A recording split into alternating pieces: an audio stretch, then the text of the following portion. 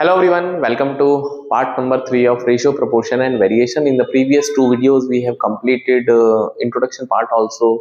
I told you the basics of ratios and we have already covered proportion also. And in the previous video I told you about the component and the dividend rule. उसके बाद हमने कुछ questions भी किए थे, right? This is the part number 3. Today we are going to discuss about the variation. तो variation कितने type का होता है और कैसे हम वेरिएशन के क्वेश्चंस को समझते हैं, कैसे टैकल करते हैं, completely today will be discussing about the variation, right?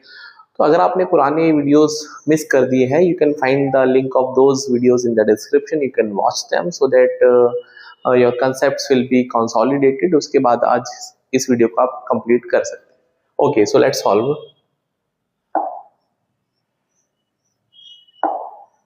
Okay, so if I talk about the variation basically दो टाइप का होता है. one is direct and one is indirect. Generally इसको proportion भी बोल सकते हैं. I can write direct variation or direct proportion, one and the same thing. And similarly indirect variation or indirect proportion. So what is the meaning of this direct proportion or indirect proportion, or direct variation or indirect variation, right? Generally ऐसा है कि अगर हम as में आगे बढ़ते हैं तो जो हाइट है वो इंक्रीज होती है, but not equivalent for all, के सबकी एक ही प्रोपोर्शन से इंक्रीज होती है. बट ये एक टेंडेंसी है कि अगर एज बढ़ती है तो हाइट बढ़ती है up to a certain age. उसके बाद वो जो ग्रोथ हाइट की वो रुक जाती है. आप ऐसे भी समझे कि अगर हमको क्वांटिटी ज़्यादा बाय करना है किसी भी कमोडिटी का तो हमको ज़्यादा पैसे पे करने पड़ेंगे. या फिर आप ऐसा समझो कि अगर हम किसी भी लोकेशन पे जाना चाहते हैं तो अगर स्पीड इंक्रीज करेंगे, सपोज वी आर ड्राइविंग, चाहे बाइक पे है, चाहे गाड़ी में है, कार में है, अगर स्पीड इंक्रीज करते हैं तो टाइम वहां तक पहुंचने का कम लगता है. ज्यादा तेज चलाएंगे तो टाइम बहुत ही कम लगता है, कहीं और भी पहुंच सकते हैं, राइट? पॉइंट इज दैट कि हमने एक चीज देखी कि एक चीज बढ़ने से दूसरी चीज भी इंक्रीज हो रही है, या एक चीज घटने से दूसरी चीज भी घट रही है. Means both the arrows are in the same direction. If we increasing first quantity, then relatively दूसरी quantity भी increase या decrease होती है. Similarly अगर हम बात करते हैं कि अगर एक quantity increase होती है तो दूसरी decrease होती है, और vice versa, अगर इसको decrease करेंगे तो ये increase होगा, राइट? जैसे मैंने अभी आपको एक एग्जाम्पल बताया कि अगर हम बात करते हैं, आप सिंपल सा केस समझो कि आपके पास 1 kg शुगर का कॉस्ट 40 रुपीज है ना भाई, 40 रुपीज पर केजी का है.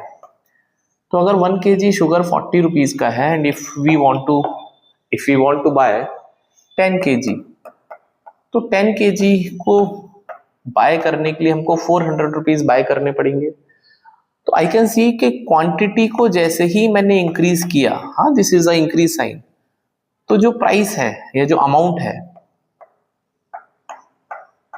वो भी इंक्रीज हो गया. वो भी क्या हो गया? इंक्रीज हो गया, राइट? ऐसा समझते हैं एक और कि अगर मैं आपसे बोलता हूं, इसी को उल्टा समझते हैं कि 10 kg कोई भी एक आइटम है वो 500 रुपीज का है, and if I am interested in only buying 5 kg, तो जब आप 5 kg बाय करोगे तो आपने क्वांटिटी हाफ कर दी, तो पैसे भी आपके क्या हो जाएंगे? हाफ हो जाएंगे. तो यहां पर क्वांटिटी को हमने रिड्यूस किया है, तो जो अमाउंट है वो भी रिड्यूस हो गया. Means the arrow they are following the same nature, इधर बोथ इंक्रीज और बोथ डिक्रीज. तो ऐसा जो वेरिएशन होता है इसको हम बोलते हैं डायरेक्ट वेरिएशन और डायरेक्ट प्रोपोर्शन, सिंपल, राइट?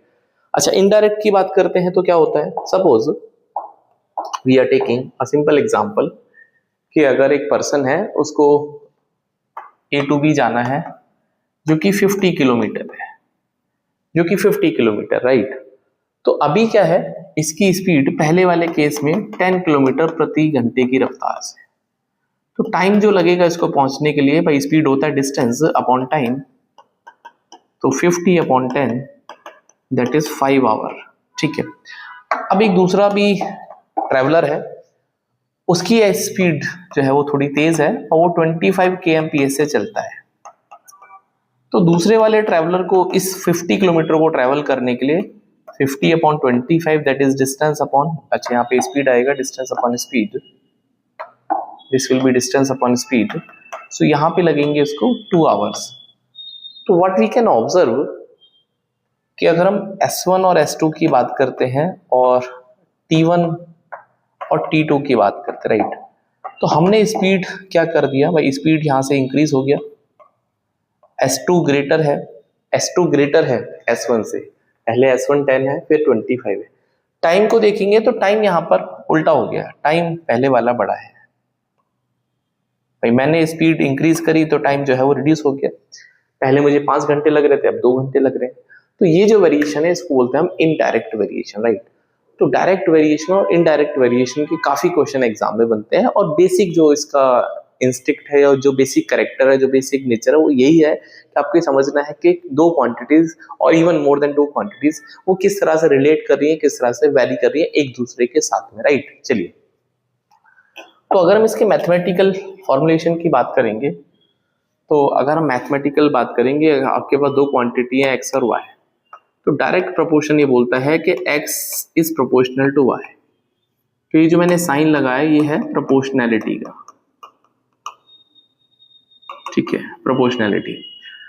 तो मैथ्स बोलता है कि हमको तो इक्वल टू चाहिए, तो जब आप इक्वल टू यहाँ पे लगाएंगे तो we have to introduce equal, but उसकी जगह हमको एक कांस्टेंट पे लगाना पड़ेगा जिसको बोलते हैं प्रोपोर्शनैलिटी कांस्टेंट, जिसको हम बोलते हैं प्रोपोर्शनैलिटी कांस्टेंट। तो K is the proportionality constant, right, K is the proportionality constant, ठीक है। तो अगर इसी रिलेशन को हमको 2 बार यूज करना है, because constant never changes, constant never changes, constant का मतलब है कि वो चेंज ही नहीं होगा। अगर हम एक्स वाई को रिलेट कर रहे हैं तो एवरी टाइम अगर एक सिचुएशन है तो उसको फॉलो करना है, नेवर चेंजेस का मतलब इस कंटेक्स्ट की बात करें। जब आप 2 चीजों को कंपेयर करोगे या 2 सिनेरियोस को कंपेयर करोगे तो x1 upon x2, as I told you, k तो चेंज नहीं होगा, यहाँ पे x1 के साथ में y1 आएगा और x2 के साथ में y2 आएगा, तो they can cancel each other k। तो यहाँ पे x1 और x2 अपॉन y1 और y2 ये एक दूसरे को इस तरह से रिलेट करेंगे। आई believe it is clear, right. तो यहाँ पर पहचानने का तरीका क्या है कि यहाँ पे जो सबस्क्रिप्ट है 1 x का और y का सबस्क्रिप्ट 1 दोनों या तो न्यूमरेटर में आएंगे तो डिनोमिनेटर में आएंगे, राइट। तो यहाँ पे 2 अगर आप देखेंगे तो डिनोमिनेटर में, तो यहाँ पर भी y का जो सबस्क्रिप्ट है वो भी 2 में आ रहा है। I believe it is clear, right.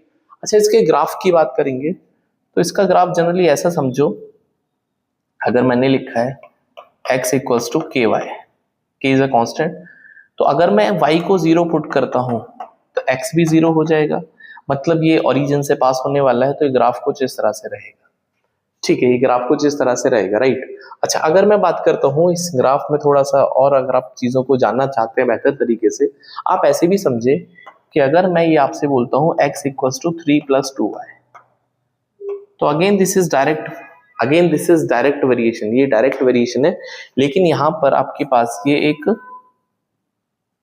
Constant quantity है, राइट, ये एक कांस्टेंट क्वांटिटी है, ठीक है। तो यहां पे आपके पास ये कांस्टेंट है,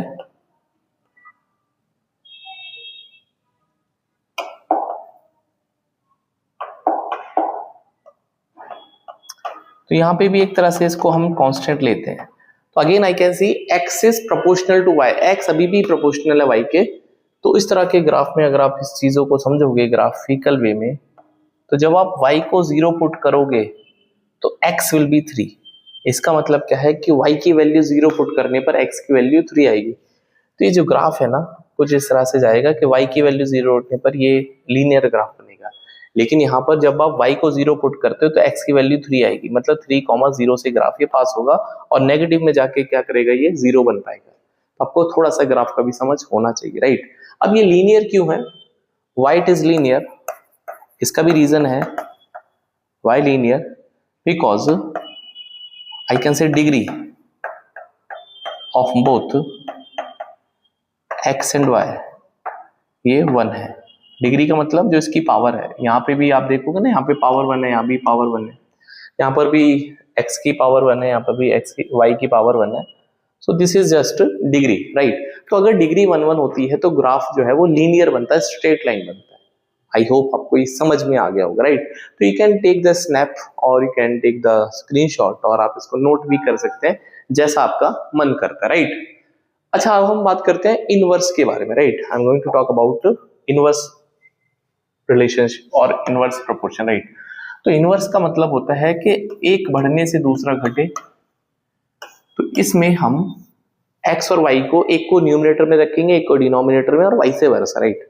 तो यहां पर भी मैथ्स बोलता है कि आपको प्रोपोर्शनलिटी कांस्टेंट लगाना पड़ेगा।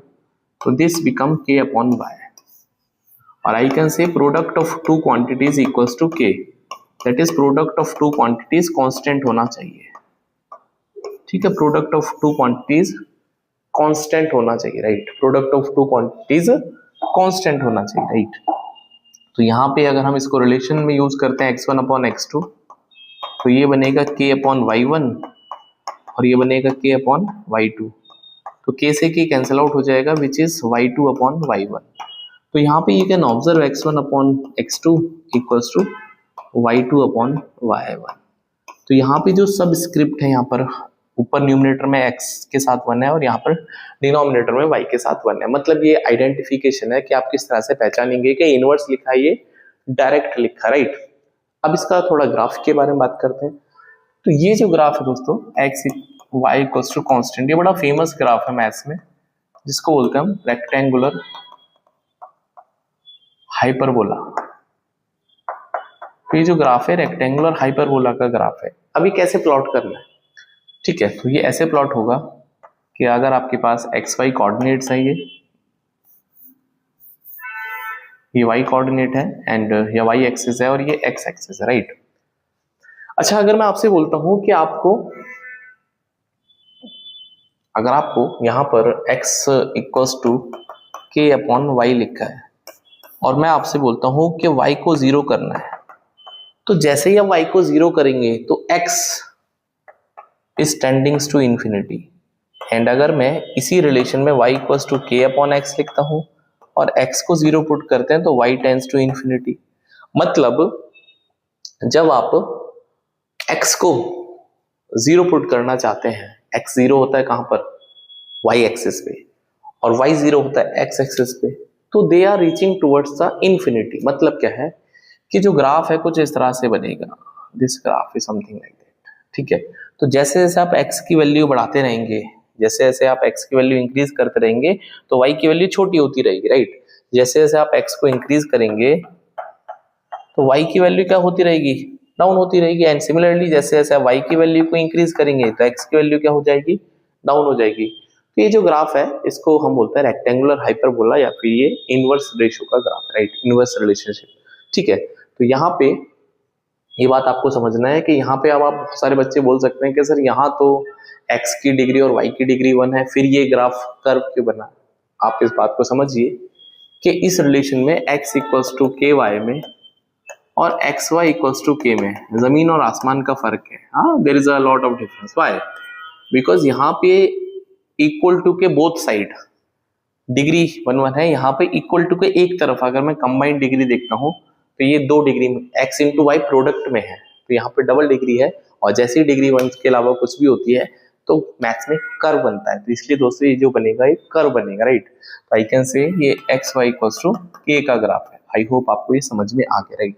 तो ये इसके पीछे का मैथमेटिक्स था। आई होप आपको ये क्लियर हो गया, राइट। तो आप इसको भी नोट डाउन कर सकते हैं, can take the screenshot as well, right.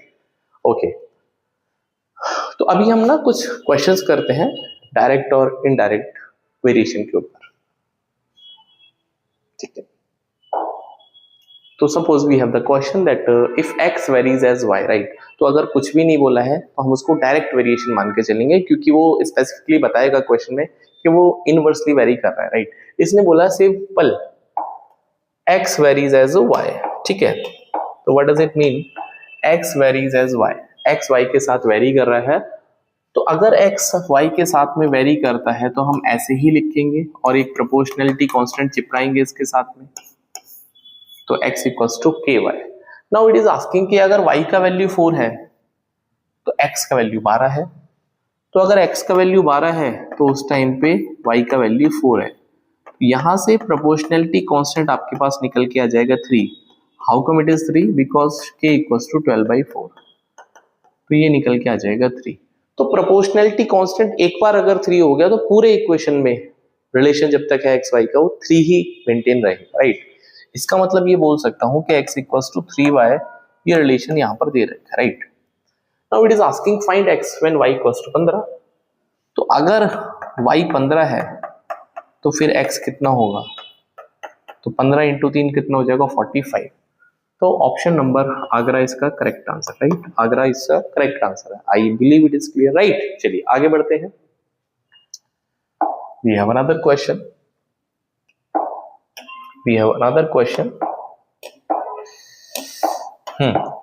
X varies jointly as y and z, right? अब यहाँ पे बड़ा इंपॉर्टेंट है समझना कि अगर मैं आपसे बोलता हूं A जो है वो B और C के साथ में वेरी हो रहा है, तो यहाँ पे एक क्वांटिटी 2 के साथ में वेरी हो रही है, right. It is important to understand that जब हम इसका प्रोपोर्शनैलिटी कांस्टेंट अज्यूम करेंगे या इसको प्रोपोर्शनलिटी कांस्टेंट को हटाएंगे तो आई विल राइट BC। तो यहाँ पे दो सोचने वाली बात यह है कि व्हेन B वेरीज, अगर B वेरी करेगा तो C को कांस्टेंट की तरह ट्रीट करना है, और अगर आपको C को वेरी करना है तो B को कांस्टेंट की तरह ट्रीट करना है। This is important, right, simultaneously. तो आप एक चीज को एक बार में वेरी करेंगे, राइट। कोई क्वेश्चन बोलता है अकॉर्डिंग टू द क्वेश्चन, अब इस क्वेश्चन पे आते हैं, ठीक है। आप इसको नोट डाउन कर सकते हैं। KBC हो गया ये, राइट। तो KBC बड़ा फेमस है, आप जानते हैं, ठीक है, बट हमारा उससे कोई लेना देना नहीं है, ठीक है। Okay, so x varies jointly as y and z, right. तो x इक्वल्स टू, मैं डायरेक्टली लिख देता हूँ k times of y and z, right, because as per the question ये y और z के साथ में वेरी कर रहा है। उसने ये नहीं बोला इनवर्सली या फिर डायरेक्टली है, तो अगर कुछ भी नहीं बोलेगा तो हम डायरेक्टली वेरी उसको अज्यूम करेंगे, right. Now when x equals to 6, y equals to 3 and z equals to 2, मतलब अगर x का वैल्यू 6 है तो y का वैल्यू 3 है और z का वैल्यू 2 है, तो यहां से k का वैल्यू आ गया 1, दैट्स इट। तो प्रोपोर्शनैलिटी कांस्टेंट हो गया 1, तो I can say x equals to 1 into y into z। इसका मतलब x इक्वल्स टू yz है, राइट। तो जो प्रोपोर्शनैलिटी कांस्टेंट है उसका वैल्यू आपके पास 1 आ गया, right. Now it is asking find the value of x when y 5 और z 7, राइट। तो y को 5 रखना है और z को 7 रखना है, तो it is coming out to be 30। तो I can see option number Bombay इसका करेक्ट आंसर, राइट। तो Bombay it is B correct है। I believe it is clear. तो अगर मोर देन 1 क्वांटिटी भी होते हैं तो पैनिक होने की जरूरत नहीं है। एक बार एक को वेरी करेंगे, दूसरे को कांस्टेंट ले लेंगे, एक बार दूसरे को वेरी करेंगे तो फर्स्ट को कांस्टेंट ले लेंगे। I believe it is clear, right. चलिए आगे बढ़ते हैं। Let's take one more question. Okay, now it is saying at a constant temperature, right. तो थोड़ा ये साइंस का रिलेशनशिप है, अगर आप जानते होंगे तो साइंस वाले बच्चे थोड़ा इसको जल्दी से कैच कर सकते हैं। At constant temperature, the pressure of a definite mass of the gas is inversely proportional to the volume, right? तो एक बड़ी फेमस सी इक्वेशन है PV equals to MRT, ठीक है। PV equals to MRT, बड़ी फेमस इक्वेशन, राइट। तो अगर नहीं भी जानते कोई बात नहीं, देखो इसने क्या क्या बोला है कि टेम्परेचर को तो रखना है कांस्टेंट पर, तो प्रेशर उस समय, भाई प्रेशर जब उसने बोला है टेम्परेचर कांस्टेंट है तो pressure of the definite mass, definite मतलब मास भी कांस्टेंट है वहां पर, is inversely proportional to the volume, right. तो कुल मिला के बात ऐसी निकल के आती है कि प्रेशर जो है वो इनवर्सली प्रोपोर्शनल हो रहा है वॉल्यूम के साथ में, right. Inversely proportional to the volume, उसने इंटेंशनली वर्ड यूज किया इनवर्सली, राइट। तो अगर मैं इसका प्रोपोर्शनलिटी कांस्टेंट हटाता हूं तो आप इसको लिख सकते हैं that is K upon B। K is the proportionality constant. इसका मतलब P1 upon P2 equals to, मैंने बोला था इनवर्सली है तो यहाँ पर V2 ऊपर आएगा और V1 नीचे आएगा, राइट। ये इनवर्स की पहचान है, यहाँ पे ऐसे क्रॉस में 1 1 2 2 आते हैं। Pressure is reduced by 20%। अच्छा, प्रेशर 20% से रिड्यूस हो गया, प्रेशर 20% से रिड्यूस हो गया, मतलब आप ऐसा समझो, कुछ ना समझ में, पहले प्रेशर 100 था और अभी 20% कम होके 80 हो जाएगा। प्रेशर की यूनिट बार होती है, टॉर होती है ना, प्रेशर की यूनिट पास्कल होती है, अलग अलग होती है, राइट। तो ये 100 है और ये 80 हो जाएगा, 100 से 80 हो गया, दैट इज 20 का रिडक्शन हो गया। ये बोलता है कि आप हमें ये बताइए कि वॉल्यूम में कितना % का चेंज आएगा। तो यहाँ पर अगर आप इसको सिंप्लीफाई करेंगे, this become 5n4 V2 upon V1। तो पहले वॉल्यूम 4 था और अभी वॉल्यूम हो गया 5। मतलब आप सोच के देखो कि अगर प्रेशर रिड्यूस होगा तो वॉल्यूम इंक्रीज होगा। इनवर्स का मतलब यही है कि एक दूसरे के इनवर्सली प्रोपोर्शनल। तो उसने बोला प्रेशर डाउन करो तो वॉल्यूम इंक्रीज हो जाएगा, तो आंसर जो भी आएगा +1 आंसर आना चाहिए था। तो ये तो पॉसिबल नहीं था, ठीक है, और ये भी पॉसिबल नहीं था सी वाला। तो अब तो आंसर भी आएगा तो डी आएगा, राइट, क्योंकि वॉल्यूम तो इंक्रीज होना चाहता है। तो आप ये समझो कि वॉल्यूम पहले ना, ये वॉल्यूम पहले 4 था, वॉल्यूम जो है वो 4 से 5 हो गया। This is V1 and this is V2। Volume 4 से 5 हो गया, तो कितना % का इंक्रीमेंट हो गया? अगर आप प्रिपरेशन कर रहे हैं, आपने परसेंटेज की पुरानी वीडियोस देखे हैं, तो डेफिनेटली यू कैन सी कि sir there is a change of 1 units. तो एक का चेंज विद रेस्पेक्ट टू 4 और % के लिए मल्टीप्लाई करेंगे 100 से, the volume is going to be increase by 25%। तो answer of this question is B for Bombay again, right. I believe it is clear. तो इनवर्सली प्रोपोर्शनल का मतलब होता है एक अगर इंक्रीज करेगा दूसरा डिक्रीज करेगा, वाइस वर्सा, राइट। चलिए आगे बढ़ते हैं। We have another question. यहां पर देखो, x वेरीज डायरेक्टली एज, अपन वहां पे y स्क्वायर और z स्क्वायर बोला है, राइट, स्क्वायर लिखा है। x varies as a y square plus z square. तो इस प्रोपोर्शनलिटी कांस्टेंट को फिर से हटाएंगे, तो this become y square plus z square, right. तो ये रिलेशन आ गया x y z के बीच में। At y equals to 2 z equals to 3 और k का वैल्यू, x का वैल्यू 26 है, तो दिस इज 26, k अननोन है, y इज 2, तो दिस इज 2 का square, z is 3, this is 3 का स्क्वायर, तो this is 26 equals to k times of 4 plus 9, so this is 26 equals to 13 times of k, so k becomes 2। तो अगर k का value 2 है means proportionality constant अभी आपके पास 2 आ गया, राइट। तो आई कैन से the relation is 2 times of x y square plus z square, y square plus z square, ठीक है, ऐसा। Find the value of x when z is 1, right, और y 5 है, राइट। तो अगेन इट इज आस्किंग कि आपको x का value निकालना है जब y का वैल्यू 5 है, दिस इज 5 का स्क्वायर, z का वैल्यू 1 है, ठीक है। तो ये क्वेश्चन खत्म हो गया। देखो दिस इज 2 इंटू 26, तो दिस इज 52। तो ये आपका करेक्ट आंसर है। टीटा क्वेश्चंस भी आते हैं, तो जरूरी नहीं है हर क्वेश्चन में ऑप्शन मिले आपको, राइट। तो टीटा क्वेश्चन है, तो x equals to that is 2 times 26, it is 52। I believe it is clear, right. चलिए आगे बढ़ते हैं दोस्तों। हाँ, ये एक अच्छा सवाल है, कैट लेवल का क्वेश्चन है। अभी तक हमने बिल्कुल छोटे छोटे फर्जी सवाल करे। बोलता है the duration of a railway journey varies as the distance and inversely as the velocity. अब मेरी बात को ध्यान से सुनिए। द ड्यूरेशन, तो टाइम, मतलब ड्यूरेशन का मतलब होता है टाइम, वो वेरी कर रहा है एज द डिस्टेंस, तो ऊपर डिस्टेंस आएगा, and inversely as the velocity, तो नीचे वेलोसिटी आएगी, ठीक है। और उसके बाद the velocity vary directly as a square root of the quantity of the coal consumed. अब उसने बोला है कि जो वेलोसिटी है, मैं यहां पर लिखता हूं सो दैट मैं थोड़ा सा एक लाइन में लिख पाऊं। उसने ये भी बोला हमसे velocity is varying as directly as the square root of the quantity, square root of the quantity of coal, ठीक है। तो लेट इट बी क्यू, ठीक है।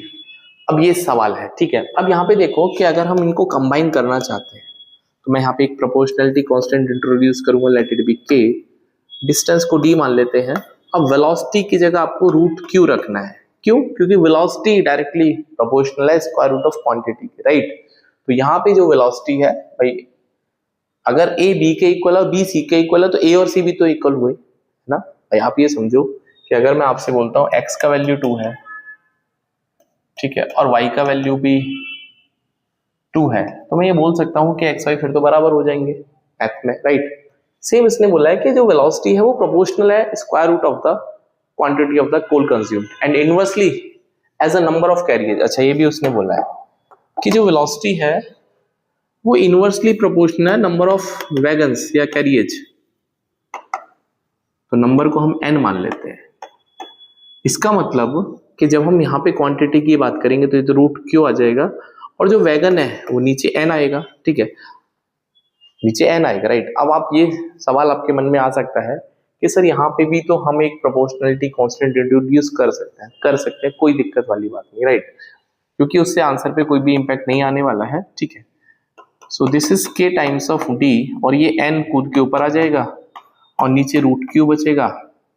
अगर आपके सवाल का उत्तर देना चाहूँ तो यहाँ पे आप एक लगा सकते हैं प्रोपोर्शनलिटी कांस्टेंट m, क्योंकि v को कनेक्ट करना है, लेकिन उसका जरूरत नहीं है बिकॉज वो एक ही चीजों को कनेक्ट करना है, तो इट इज आई कैन से रिडंडेंट, वो सुपर प्लस, राइट, आपका मन है, ठीक है। तो यहाँ से ये रिलेशन आ गया, ये रिलेशन डिस्टेंस के बीच में है, नंबर ऑफ वैगन्स के बीच में है, और ये आपके क्वांटिटी ऑफ कोल कंज्यूम्ड के बीच में, राइट। और क्वेश्चन बोलता है, यहाँ से शुरू होता है क्वेश्चन, ये तो आपको खुद से रिलेशनशिप एस्टेब्लिश करना पड़ेगा। In a journey of 50 kilometre distance, right, in half an hour क्या है, अब ये टाइम है, ठीक है। तो मैं क्या करने वाला हूँ, यहाँ पर 30 मिनट लिखूंगा हाफ एन आवर को, कि अननोन है, किलोमीटर 50 है डिस्टेंस। मेरी बात को ध्यान से सुनिए, जो जो वैल्यू गिवन है वहां पे बस वैल्यू चिपकानी है। 18 कैरीजीज है, नंबर ऑफ वैगन्स 18 है, एंड जो क्वांटिटी ऑफ कोल कंज्यूम्ड है वो रूट के अंदर 100, ठीक है, रूट के अंदर 100। तो यहाँ से आप के कैलकुलेट कर सकते हैं अगर आपका मन है, या फिर अगर आप नीचे m लगाते, तो k बाई एम की डायरेक्ट वैल्यू आ जाती, ठीक है, तो don't worry about it, right. तो यहाँ से this is 30 equals to k times of 50 into 18 divide by 10, ठीक है, रूट 100 का रूट 10 हो जाएगा, तो ये कैंसिल आउट हो जाएगा, 5 6 जा 30 और 6 3 जा 18, तो k का वैल्यू आ जाएगा 1/3, भाई 3k की इक्वल्स टू 1 आ जाएगा, ठीक है, ठीक है, तो k का वैल्यू 1/3 आ गया, राइट। तो जैसे ही आपके पास k का वैल्यू 1/3 आ गया, तो I can say my relation will be t equals to 1/3 of distance number of vehicles divided by the quantity, भाई k का वैल्यू 1/3 आ गया, ठीक है। अब आपसे बोलता है how much coal will be consumed in a journey of 42 kilometre इन 28 minute provided we have 16 number of wagons, right. ये क्वेश्चन फर्जी है यार, देखो अब वैल्यू चिपकानी है, तो जो मिनट्स है आपके पास कितना है, 28 मिनट की जर्नी है, दिस इज 1/3, नंबर ऑफ जो वैगन्स है वो आपके पास 16 है, और जो डिस्टेंस कैलकुलेट करना है, जो कवर करना है 42 है, और आपको यहाँ पे रूट क्यू निकालना है, ठीक है। अब क्वेश्चन में कुछ बचा ही नहीं यार, देखो, तो ऐसे समझो 14 2 जा 28, 14 3 जा 42, 3 से 3 मर गया, और 2 8 जा 16, तो रूट क्यू की वैल्यू 8 आ गई। अब ये कैलकुलेशन यार आपको आना चाहिए ना, because exam is all about how you tackle the calculation. अगर आपकी कैलकुलेशन अच्छी है तो आप चीजों को बेहतर और बेहतरीन तरीके से कर सकते हैं, else you will going to be in trouble, right. तो जब आप स्क्वायरिंग बोथ साइड करेंगे तो क्यू जो है वो 64 आ जाएगा, राइट। तो we have 64, that is Agra इसका correct answer. I believe it is clear, right. तो इसका जो क्वांटिटी ऑफ कोल जो कंज्यूम्ड होगा वो 64 kg हो जाएगा, राइट, क्योंकि यहाँ पे यूनिट kg में है, तो आई कैन से kg में आ जाएगा, राइट, ठीक है। सो आज की वीडियो में इतना ही रखते हैं, आज हमने सीखा वेरिएशन। तो almost we have completed all the subtopics of ratio, proportion and variation. In the next video we can cover some questions from the actual CAT examination, and we'll be moving to the next chapter in upcoming videos.